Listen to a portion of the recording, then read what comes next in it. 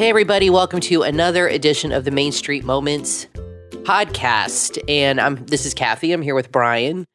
And today we got a lot to talk about. The first thing we're going to talk about is apparently Disney thinks you're too fat. And the reason I say that is because it came out about a week ago. Now, the parks are probably busier than ever. I mean, I see live streams and people that are there. The parks are packed. But Disney wants to cut costs. And what they're going to do, this is something they're discussing, which means they kind of put it out there to see the reaction. It says here that Disney is planning on cutting portion sizes to some foods while they will be keeping the prices the same. Disney CFO Christine McCarthy said, this is her saying this, we can cut portion size, which is probably good for some people's waistlines. Oh. So, I will say this in her defense. Americans are bigger than ever. That's true. I mean, when I was a kid in the 70s and 80s going to Disney, people were not as heavy as they are today. Portion sizes are large. If you go eat outside of America, the portion sizes are probably a third of what you get in an American restaurant, which is true, but that's what Americans are used to. So if she wants to cut the portion sizes, if she's so concerned about people's weight, that's fine. But why keep the prices the same? Is there a picture of her? I want to see what she looks like. I don't know. Here's why keep the prices the same? Doesn't seem fair. There's a lot of problems with this, on top of the fact that it's none of Disney's business. But the other problem is this. You're on vacation. Right. Now they want you to, when you go to Walt Disney World, this is what they want you to do, right? They want you to spend half the day in your phone trying to get reservations to get on a ride, right? After you've spent the whole night trying to get a reservation into the park. And then they want to charge you the same amount. No. They're actually charging you more because if they keep the price the same and give you less food, you're getting less for your money. Right. So they want you to increase, they want to charge you more, give you less food, and they want you to calorie count. They want you to go on the Disney diet. They're going to have a weight loss pavilion at Epcot now? What's going on? Yeah, here's the thing. They're out of their minds. I don't know why she would say this publicly. It was a stupid thing to do. They should have just cut the portions a little. Nobody probably would have even noticed if they would have said, okay, instead of giving somebody a cup of mashed potatoes, we're going to make it 3/4 of a cup. Or instead of giving everybody 10 French fries, let's give them 7. I don't think people would have really, if they did it subtly, I don't think people would have really noticed. I don't think people go to Disney enough to keep track of the amount of food that they're getting on a regular basis. Kathy, they're liars. Okay, remember? But why even put that out there? Remember a couple years ago at Disney World, they stopped giving you covers for your cups when you would get a soda, right, and no straws. That was awful. Oh no, it's for the environment. Disney's always hiding behind. Oh, it's for the environment. It's for a lot of companies. It's for obesity. When they're just really looking to save money. What do they call the new CEO? Cheapskate. Bob Paycheck. Yes, I've heard that. And Bob Cheapskate. But Bob Paycheck apparently is the nickname. By the way. Bob Paycheck here, he looks like he's getting full portions. Yeah. I don't think he eats at Disney. And also, he probably has a private chef. So they want you to calorie count. They want you to be on a diet. They want to charge you more money. And that's wonderful. Yeah, nice. Great vacation, guys. Yeah, that's a weird thing. I mean, I feel like Disney is really, oh boy. I don't think people like Bob Chapek at all. I don't even know his real name anymore. I know, and I think he's on his way out. I think that he's a PR disaster. And like I said, if they want to cut the portions a little bit to save money or to make more money, because they got to make up, they took out a $12 billion loan during COVID, I think, to keep the parks, going to cover certain costs. But I understand that. But just don't say anything or just make the portions subtle. But to come out and insult people and say it might be good for your waistline, I think is a bad move. Let me tell you something. I just think it's kind of insulting. If they want to worry about things that are fat, they should worry about their fat prices to stay in the Star Wars hotel and everything else.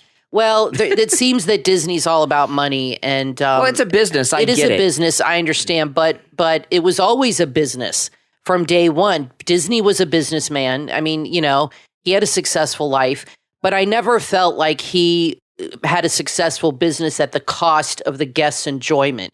Now it seems to be that the guests are paying the price for Disney being in the black, instead of in the red, And so I don't feel like Disney made those kind of sacrifices. I think for him, the guest experience was paramount to him, and now it seems to be a fourth thought. Well, let me throw this out, and this will involve you all listening to the program, leaving us comments, and letting us know if you've noticed this. There's something I've noticed on a serious note that relates to this scam they're running with the higher prices and less food. Since the parks have reopened, I have noticed a change in the cast members on a lot of the rides. And I've noticed that there are fewer older people working at the parks, more younger people. And I noticed that they're thinner. I think they've been thinning the herd. I think Disney, like literally. I think Disney has a prejudice against heavy people, and I think they've gotten rid of a lot of their when they rehired when they COVID. brought people back from the shutdowns, and as things and things have slowly opened up at the parks. Everything's still not open. Well, this would match with that kind of thinking. I think they have people that have a prejudice against people that they deem to be heavy, and they don't want heavy people in their parks, and they don't want heavy people working for Disney anymore. Because I've noticed with the cast members on the rides, a lot younger people, thinner people, and that there may be a little ageism going on there too. And so far as Bob Cheapskate here at D23 this weekend, they're having some big farewell for Bob Iger. So he's here to stay for now. Well, I read an article that he was kept out of D23. I didn't watch it. Well, because he'll get booed. They're afraid that he didn't go. Not Iger. Chapek. Yeah. He was not at D23. No, he was not. Which is because just like when they had an event recently. I mean, that's pretty incredible when you think about it. The CEO was not part of D23. That's pretty crazy. I can't remember what the event was. There was an event at Walt Disney World a couple weeks ago that he was at with Iger. And it was pre-recorded. It wasn't live because they were afraid that Chapek would get booed. He is really hated by cast members and guests. So they're either going to keep him on and keep him out of the public, or they're not going to make him the face of Disney because he's not likable, and they'll just keep him doing what he does, or they're working on bringing in somebody else that could be more. I'm thinking, I don't know. We'll see what happens over the next few years. I think Disney's making a lot of PR mistakes. And like I said, this woman coming out and saying it'd be good for people's waistlines. Maybe, I mean, Disney food is not typically healthy. So maybe they should make healthier food. I don't know. But you're on vacation. You're there to indulge. You're there to eat whatever the hell you want, have as much as you want. But I think it's kind of bad for Disney to come out and say, we're going to keep prices the same, and we're going to cut the portions because you're too fat. I mean, that's pretty. That's basically what they're saying. We're going to make it unaffordable for you to eat as much as you want. They're making everything unaffordable. I mean, it's just crazy. One thing I do though, we've talked about this on the show before. I don't like the food at Walt Disney World. I think it's not even. It's below. It's not as good as it should be. No, it's below mediocre. I only eat when I'm starving and I have no choice, and I usually get like child-size menus, and then I leave. Well, the food at Magic Kingdom's no good. No, it's awful. The food at Hollywood Studios is okay. Magic Kingdom's got the worst food. So we don't really eat a lot at the parks. So there are people that eat there a lot. But this is one thing you have to know. I'm going to give you guys a little inside information. Maybe I shouldn't. But a vlogger told us, a very well-known vlogger told us a few years ago that there are some Disney vloggers, I won't say who, that do a lot of food reviews. And you're going to get us in trouble, Kathy. I'm not mentioning any names. A lot of the vloggers who do food reviews have people that pay for their meals and... Other than them. Right. Yeah. Pay for their meals and pay them to do these food reviews because they like the food reviews, they like the food videos. And there are some vloggers that are not paying for those meals, and they have like not all of them. Not all of them, but there's a couple we've heard. We don't name names here when it comes to anything that might make somebody look kind of bad. But we have heard from a few very credible people that there are some vloggers that do a lot of food reviews, and they are being paid by kind of like, I'd call it a patron that takes them around and pays for their meals and pays them to do the food reviews. So I don't know how honest they are. And you also have to understand a lot of vloggers want to get in with Disney. They want to get media passes. They want to be invited to things. So they are not going to always be completely forthright with you. So, you have to decide for yourself. Find the vloggers you really trust that you think are going to be totally honest about things. But just to keep that in mind, that's a little tidbit. Now, I just want to bring up two more things. They're going to have a Baby Yoda or Grogu balloon at the Macy's parade, which I'm super excited about. Because they're bringing the parade back this year. On NBC? On NBC. And they're going to have a Mandalorian Baby Yoda balloon, which is awesome. Oh. And also, there's an article that they now, which this is something I think is fantastic because we are a biracial family. They are now having Black Santa Clauses at Disney. People are seeing them around, and I think that is fantastic. Because Santa is a fictional character. He can be any color you want. He can be any ethnicity you want. He's typically always Caucasian because that's always the artist renditioning we've always been seeing. But I see more and more Black Santa Clauses in stores, on merch, and on QVC I watch, and on Walmart. And I think it's great. Well, so they're incorporating that. I wonder how they're going to do that.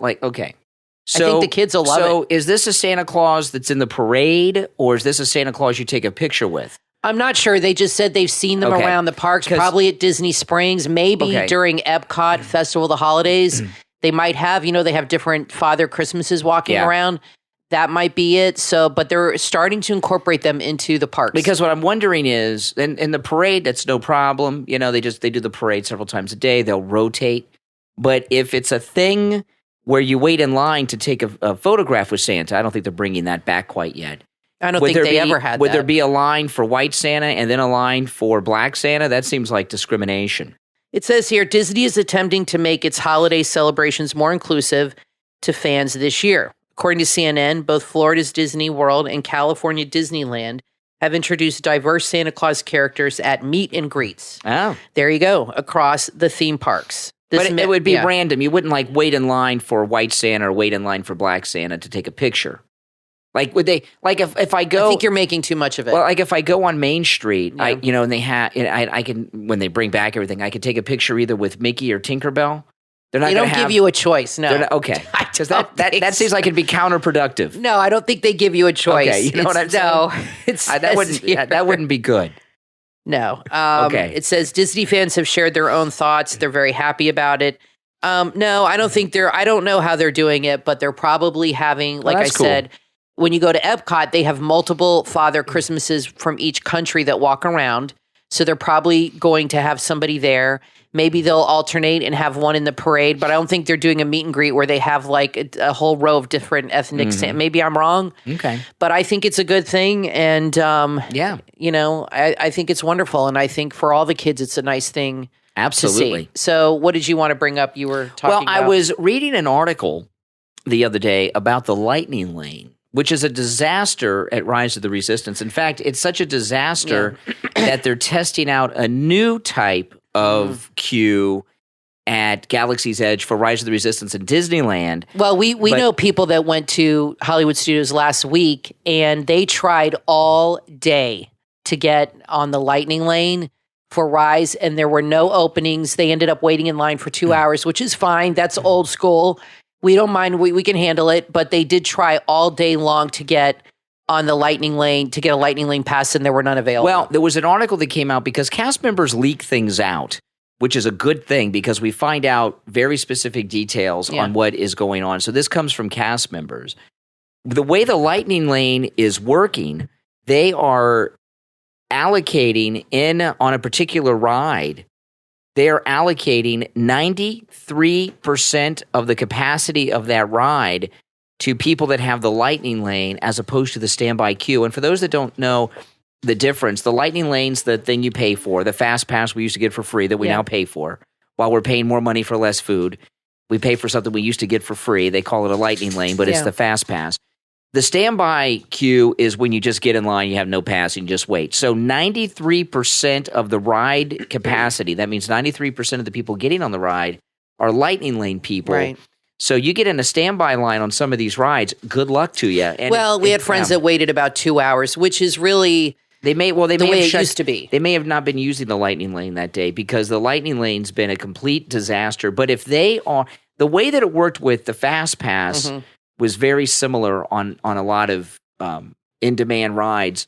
It was like 10 to 1. They would put 10, 11 to, like 10 Fast Pass people for every standby person. But but if you don't know about it, it's one thing. But knowing that out of every 100 people, only 7 are going to be from the standby line, and 93 of those 100 are going to be in the lightning lane. That's incredible.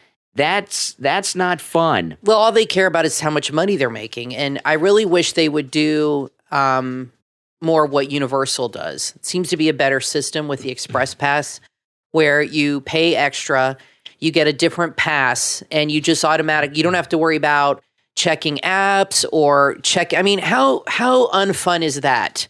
To be spending your day at the park at Hollywood Studios and trying all day to get on a lightning lane, to get on this ride that's the best ride in the park right now. And you can wait in line, but it's really kind of hard to, organize your day around trying to get on this one ride. They should just have a ticket booth. It's not the way it used to be. When I went to Halloween Horror Nights this year at Universal Studios Orlando, of course we got the Express Pass because you don't want to do Halloween Horror Nights without the Express Pass. And it's a flat rate. But they have 2 different levels of, I did not know this. I learned this just this year, and I thought this was a pretty cool thing. And if Disney did something like this, I wouldn't mind. They have 2 Express Pass levels at Halloween Horror Nights at Universal Studios in Orlando. There's one, which we had. You get to go in each house one time in the Express lane. Then they have a second one that obviously costs more money, that you can go into each house as many times as you want. So if you like one, you can go into it 10 times if you want, or 100 times if you have time. So I kind of like this idea where your Express Pass gets you in to. So if I think they have a better system. So they certainly do. So if Disney were selling the lightning lane, as opposed to having to go in the app and do all this stuff, just get a lightning lane pass that covers the whole park. And do the 2 levels. One, it's like a one and done. Yeah, do 2 levels like Universal. You can ride each ride in the lightning lane once, and have another one that costs more unlimited times. I'd be fine with that. But this current system, 93% of the ride capacity dedicated to lightning lane, that seems really unfair. Yeah, and then say you use the lightning lane, and you want to go on that ride again. That's going to be damn near impossible. You're probably not going to be able to do it. You're going to have to go wait in line for 2 more hours. So they're going to be revamping it. Hopefully, I think a flat rate of an Express Pass, like I said, where you have unlimited access to all the rides through the fast lane it might be a little more money, but I think people would be okay with that. Disney for a lot of people is a vacation they don't take too often. It's a splurge. It's something they save up for. So I don't think people mind spending a little extra money for a better experience. I don't think that's the issue. But I think the issue is people feel that they're being controlled too much, and they feel they're being nickel and dimed and frankly being ripped off right now. Yeah. And I have faith that things will get better. And if they keep going down the path they're going, I think they're going to end up removing Bob Chapek eventually and bringing in somebody else.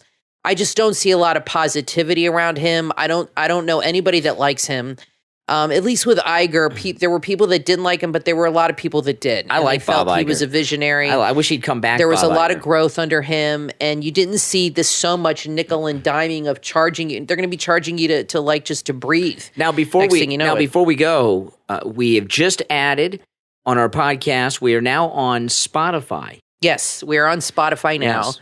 So all you have to do is search Main Street Moments Podcast on Spotify, which is very exciting. And they have all our back episodes, too, if you go on there. So you can listen on your way to Disney World. That's right. Yeah. If you want to. So anyway, guys, thanks so much for listening to this episode of the Main Street Moments podcast. We are now on Spotify.